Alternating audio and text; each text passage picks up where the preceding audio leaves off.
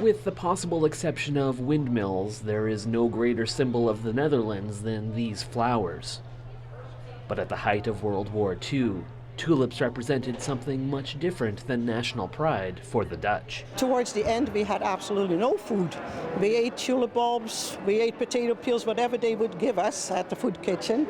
That's what we ate. Born in 1941 Rotterdam, Rena Germs grew up in the midst of war, raised along with her brother by her mother, after her father was taken to a work camp by the Germans. And sometimes she had to leave the two of us to go to a food kitchen, and I can't imagine leaving your two babies and not knowing how they were. And even though she was just 4 years old when the war came to an end, those memories are still vivid, as are the positive ones. I remember the Canadians came to liberate us, and I can remember that myself.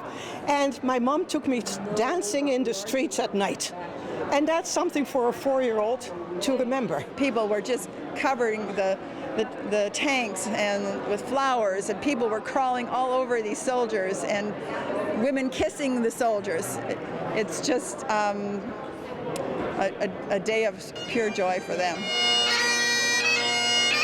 During the launch of this year's Remembrance Day Poppy campaign in Saskatoon, special tribute was paid to the role Canadians played in saving the Netherlands from Nazi occupation 70 years ago.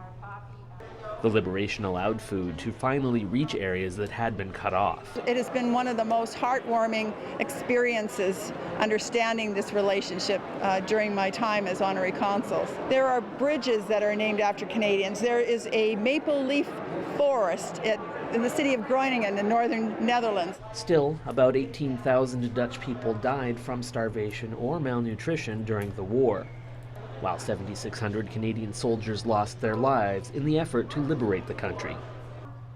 Dick says it's important to remember not only their sacrifice, but the impact it had on those who survived. Over time, the veterans have been more willing to do that, and as difficult as may be. And as my friend Roy Armstrong from the Regina Rifles said, we try so hard now to remember what we tried so hard to forget. There is always a place in my heart, especially for the Canadians and the veterans. There's just no words to imagine, but any better words that there's one spot in my heart that has taken, and that's for Canada and the veterans. Following the war, Rotterdam was overcrowded, and Germs and her family immigrated to the country that played such a huge role in ensuring their survival.